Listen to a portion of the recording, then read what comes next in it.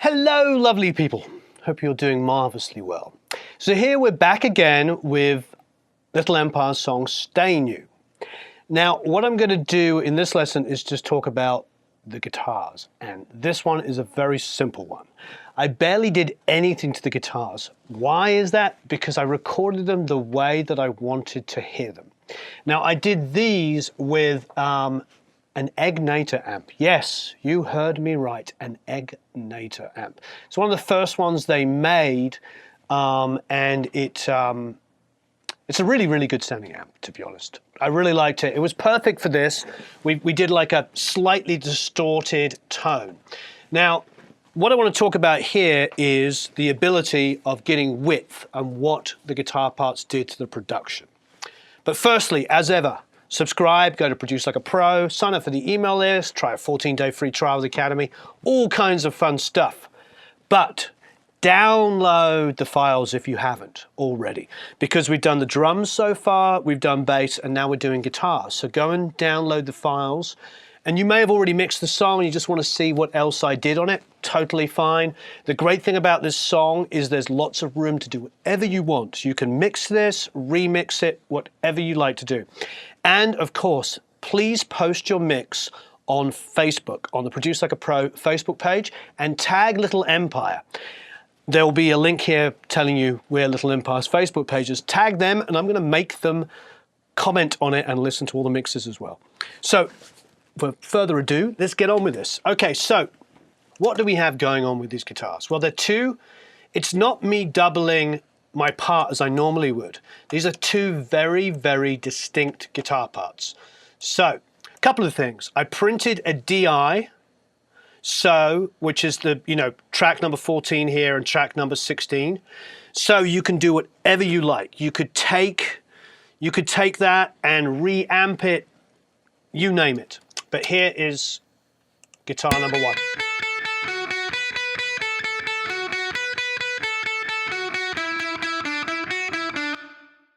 Now, a couple of things.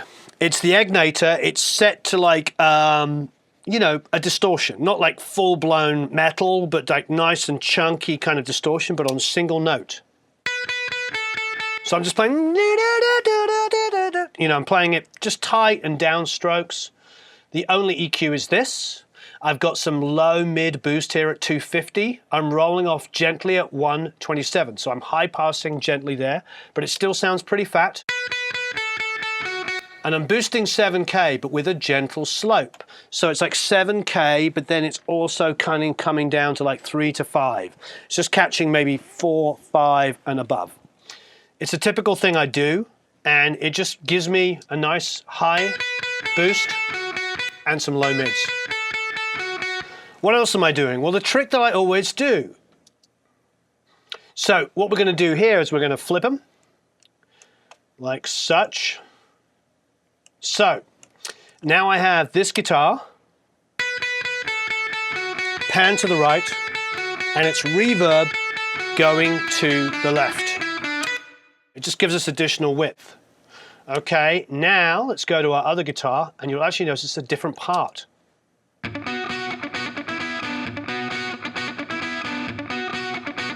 So I'm just together.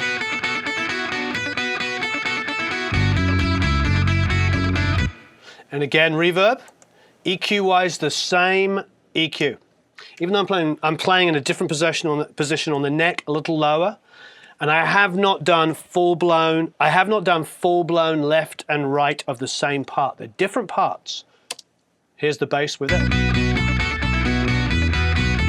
So you can tell, the nice thing about high passing at a 127 and gently like this is it lets the bass, the low end of the bass, living in here. It's not an aggressive high pass, but what it's doing is it's allowing those two instruments to just glue together enough so there is some crossover in the low end, but they're not completely separated so it sounds, over the top. But using high pass is your friend when you use it constructively.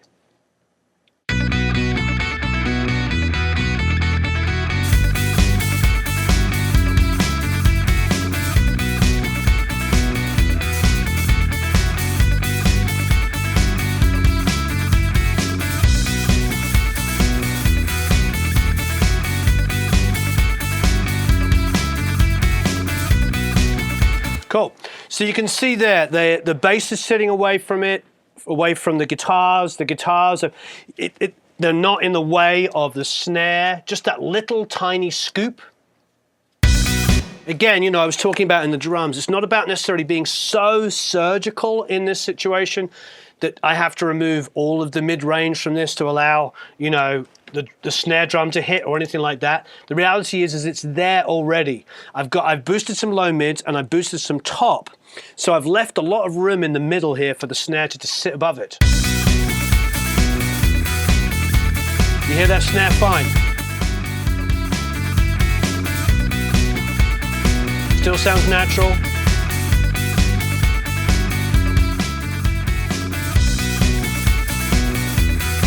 Fun thing about this song is you could throw in the vocal and you've got a pure, just kind of indie pop song.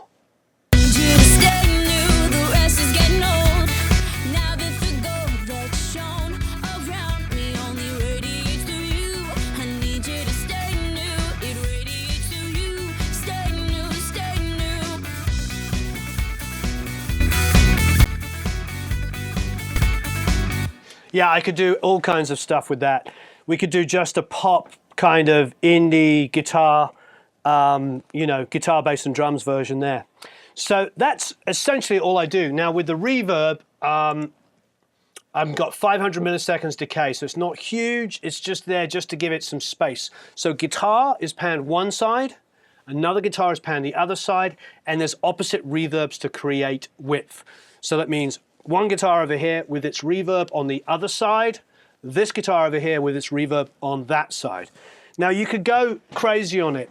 It might be kind of fun to take the DI and distort it and try other things. You could also take itself and double it against itself if you want to make it bigger on the guitars. But I think it pretty much works like this, but don't be afraid to try different things. The other thing about doing a simple kind of arrangement with just the guitars and the bass and the drums like this is you could put a phaser on it, you could try all kinds of weird kind of effects to kind of get a different feel altogether. But on the whole, the basis of the song was these elements.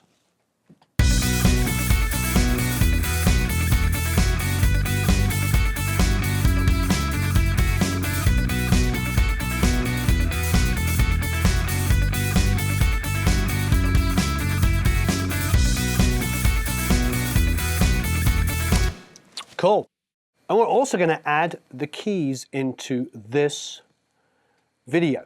The reason why is for very similar reasons why the guitar one's so short. I didn't do a great deal to this.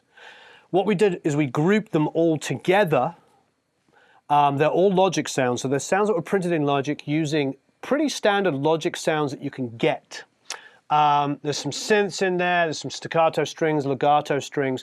The thing about them that you will enjoy is they're already EQ'd and compressed inside of Logic the way that we wanted to hear them. So it was more of a level balancing thing.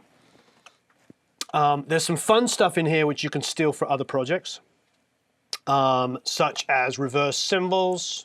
Here's one here, going into the second chorus. You probably have some reverse cymbals, but they're fun. There's a riser, which is really, really cool here.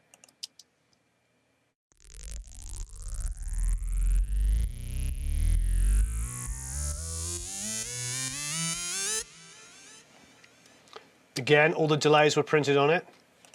There's a fun staccato string part here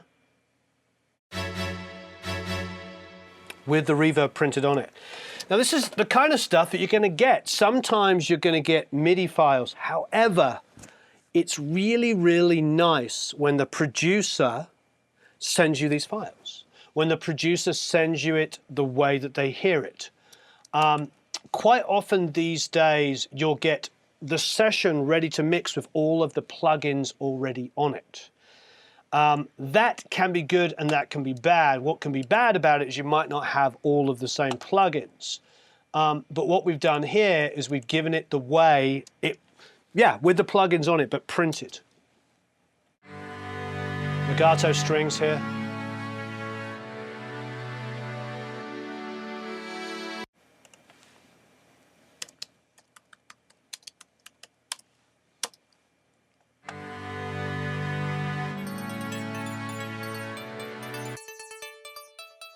Quite an 80s, cool 80s synth going along with the legato.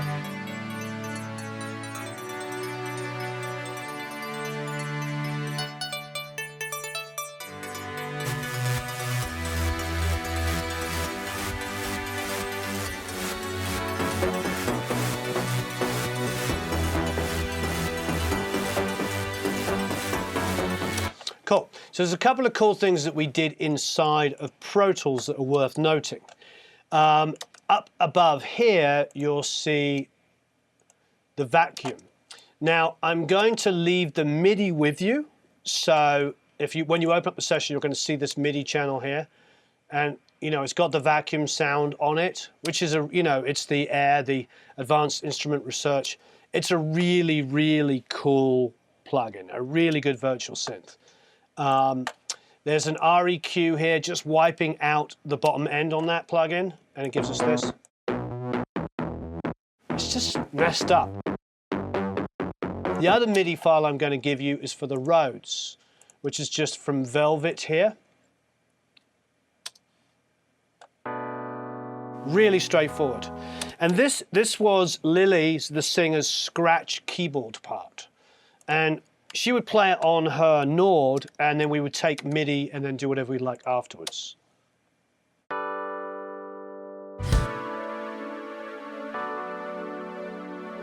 You got that MIDI, you can do all kinds of fun stuff. There's the pad. So it's really all about level matching. As you can see, I've done a lot of different levels here. That pad's relatively hot. The Rhodes is up there, and then I'm just bringing things up and down as needed. Here's a really cool synth going into that first chorus. Played it a second ago. Yeah, I love that. It's so silly. So basically, they're all grouped together, and that's going through a G channel. Just some lows.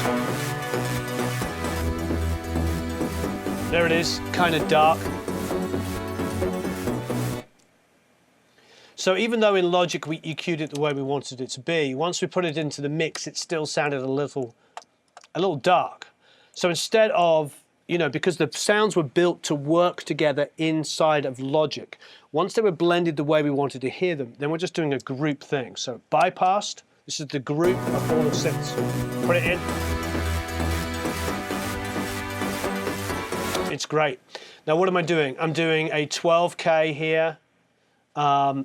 Basically, I'm low passing at 12K. I'm high passing at 70. So there's nothing below 70. So it's not getting in the way of the kick. It's not getting in the way of the super lows on a bass. I could probably even come up slightly higher, but it's about 70. I'm then boosting some high end. I'm boosting at 10K. I'm also boosting some mid range at 1.5. And then I'm cutting that stodgy low mids. So the stodgy low mids are in the drums this time. We were talking about that in the drum video. So I'm cutting them out of, listen. So, then.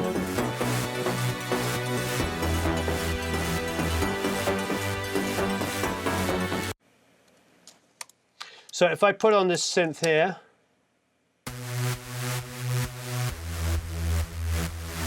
sidechain synth with a kick, printed.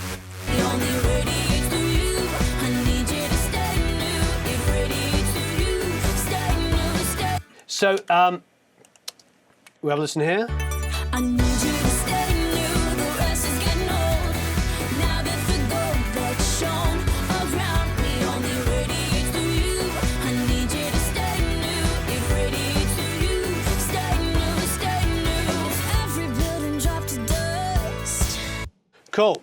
So now what you see there, or what you hear there, is like all done in the production. The sounds are chosen to work with each other, they're EQ'd to work with each other, and then as a global, all of those are bused to a stereo, fader, and that EQ. There's no additional compression. It's all done, printed the way that you wanted it to hear. It's all printed the way that I wanted to hear it. Now, quite often on classic records, that was the way that people made records. However, you can get in there and you can carve up, you can distort, you can have a lot of fun. But this is the way, obviously, I chose to mix this song. But you can get in there and go absolutely nuts. You could push things. There's a couple of times I feel like the Rhodes could be a little bit distorted and dirty. It could also have a little bit of slap on it, but then it might want to come down in the chorus and just be featured more in the verse. There's a lot of really cool production stuff you could get into it. It could be really, really amazing. So have a blast with that. Enjoy it. Please, if you do a mix of the song or when you do a mix of the song, post it on the Produce Like a Pro Facebook page. Tag Little Empire Band, and I'll make sure that they respond and listen. Please, any comments and questions below. Would love to hear how the mix is going. If you want to exchange some ideas, let's have a conversation about it here. This is really, really good for exchange some different stuff. You know, I'm mixing this really simply. I haven't done as much crazy EQing on the drums as we talked about before. There's a lot more low mids, it's a lot thicker, there's a lot more girth in this track than some of the other tracks that I've done, but I like what it's doing here. There's also a lot of keys about to come up, so we're going to get into that next time. Have a marvelous time recording and mixing, and I will see you again soon.